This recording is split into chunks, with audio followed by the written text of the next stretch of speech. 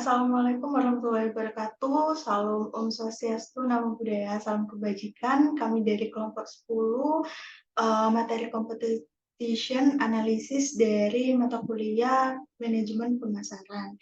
Sebelumnya izinkan kami untuk memperkenalkan diri. Perkenalkan, nama saya Najla Adawiyah dengan akhiran NIM 2034. Saya Siti Roma dengan akhiran NIM 2055. Perkenalkan, nama saya Tamariska Zalia Dilastiono dengan akhiran NIM 2054. Selanjutnya, presentasi pertama akan dijelaskan oleh Asa, yaitu tentang pengertian competition dan jenis competition analysis. Di sini ada beberapa materi dari kelompok kami, yaitu yang pertama ada pengertian competition analysis, yang kedua ada jenis competition analysis, yang ketiga ada strategi competition analysis, keempat tujuan competition analysis, kelima mekanisme competition analysis, dan yang terakhir ada contoh competition analysis.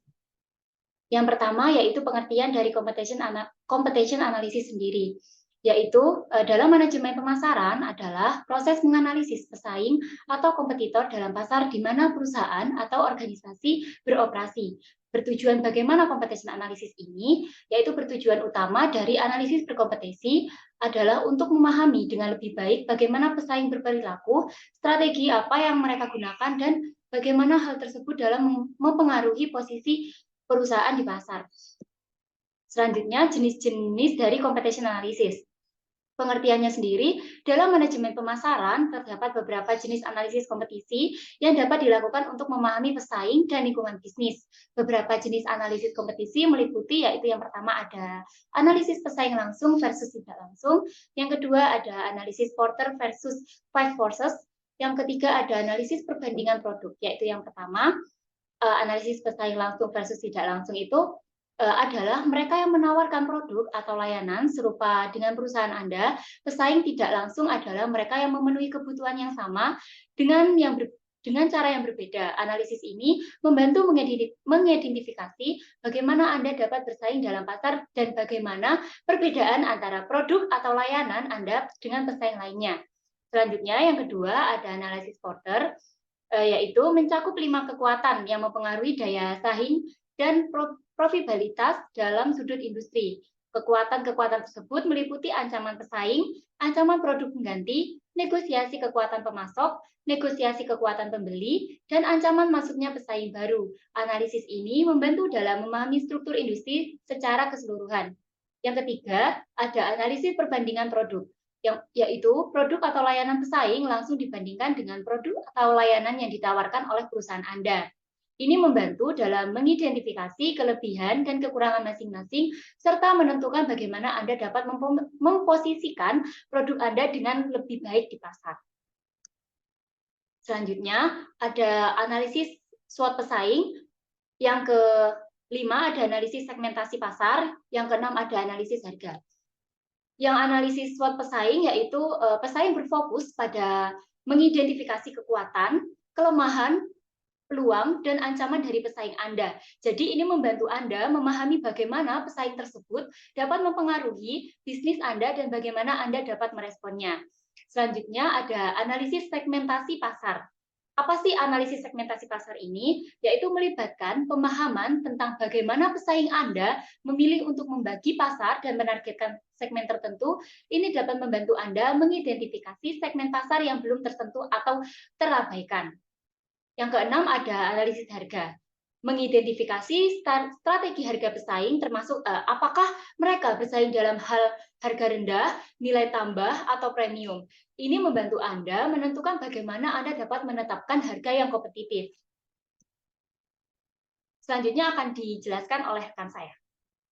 Selanjutnya yakni ada menentukan pesaing, yaitu strategi competition analysis. Jadi strategi competition analysis itu ada dua jenis, yaitu ada kompetitor langsung dan tidak langsung. Apa sih kompetitor langsung itu? Kompetitor langsung itu merupakan kompetitor yang menawarkan layanan atau produk yang sama atau mirip dengan apa yang Anda tawarkan. Nah, sedangkan kompetitor tidak langsung itu para pesaing yang memiliki produk berbeda namun bermain di market yang sama dengan Anda. Cara yang paling mudah untuk menentukan pesaing yaitu mengamati bisnis di sekitar Anda, bisa secara langsung maupun menggunakan internet.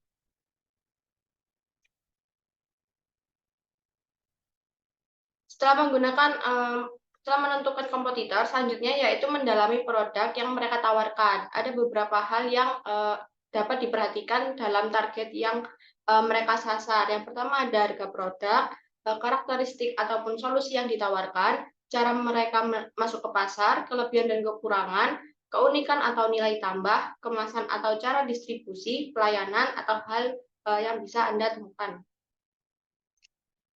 Setelah mengenali produk, langkah selanjutnya yaitu mengenali bagaimana cara kompetitor dalam memasarkan produk, mulai dari bagaimana proses penjualannya, cara distribusi, teknik produksi yang efisien, hingga bagaimana treatment yang dilakukan untuk menyenangkan hati para pelanggan.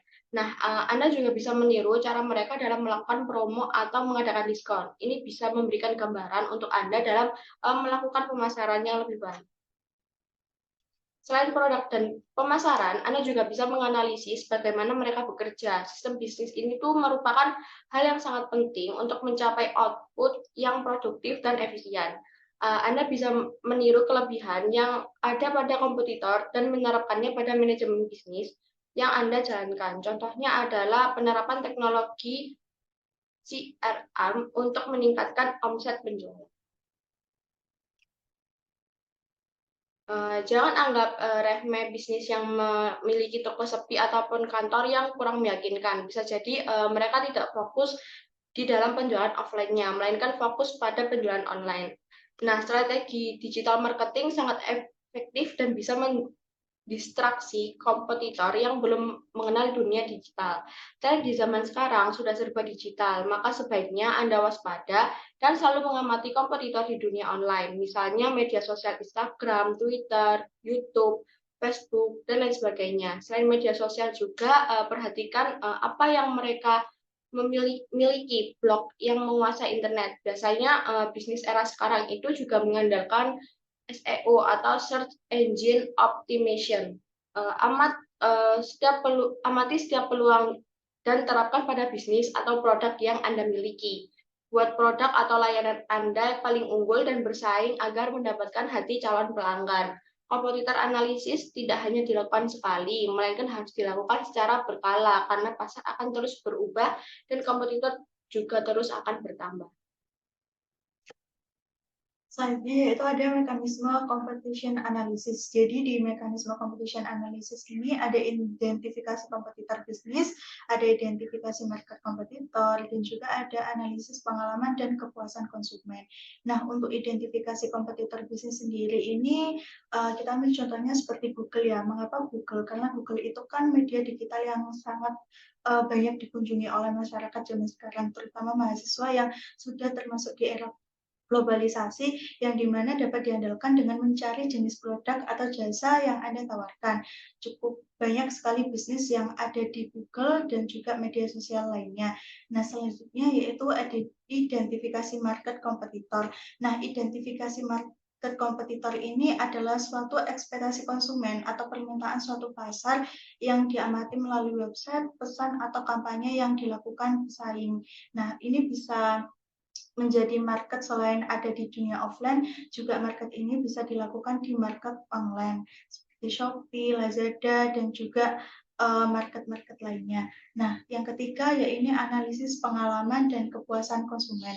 Analisis pengalaman dan kepuasan konsumen ini adalah perlu menganalisis kepuasan konsumen. Jadi ketika konsumen ini membeli suatu produk, otomatis kita yang punya toko ini harus bisa memberikan suatu web atau suatu pengisian seperti forum di mana nanti kepuasan konsumen ini bisa memberikan rating bintang. Nah, dapat memeriksa ulasan di website atau media sosial. Selanjutnya yaitu ada contoh competition analysis. Nah, contoh competition analysis adalah analisis strategi iklan Facebook dengan Instagram Ads kompetitor. Nah, untuk iklan Facebook sendiri mungkin banyak sekali ya teman-teman yang bermain Facebook, terus Instagram juga. Mungkin ada beberapa yang berbeda dari Facebook dan Instagram. Sedangkan Facebook itu orang-orangnya itu bisa melihat dengan sendirinya tanpa harus mengikuti. Sedangkan Instagram kita harus mengikuti terlebih dahulu agar kita bisa melihat beberapa produk yang ditawarkan. Nah, Ada juga Nlibari. Ini sebuah tool yang sangat efektif untuk menganalisis apa saja strategi iklan kompetitor, seperti gambar yang digunakan, seperti copywriting, hingga call to action iklan tersebut, dan dapat melakukan analisis iklan Facebook atau Instagram Ads milik komputer, mulai dari membuat list kompetitor, membuat parameter pembanding, USP, dan membuat poin-poin utama dari strategi yang akan Anda jalankan berdasarkan ads. Contoh selanjutnya yaitu performa konten media sosial kompetitor. Jadi banyak sekali mahasiswa ataupun orang-orang di kalangan remaja yang berlomba-lomba untuk membuat konten media sosial. Ada yang di TikTok, Facebook, Instagram, dan juga media sosial. Nah, adanya performa konten media sosial ini itu bisa menunjukkan bahwa setiap tahun ke tahun produk ataupun jenis layanan itu selalu berbeda dengan seperti produk baju, skincare, dan juga sajian yang mereka dapatkan untuk menarik para pelanggan. Nah, itu saja penjelasan dari kelompok 10 tentang competition analysis. Kurang lebihnya mohon maaf. Assalamualaikum warahmatullahi wabarakatuh.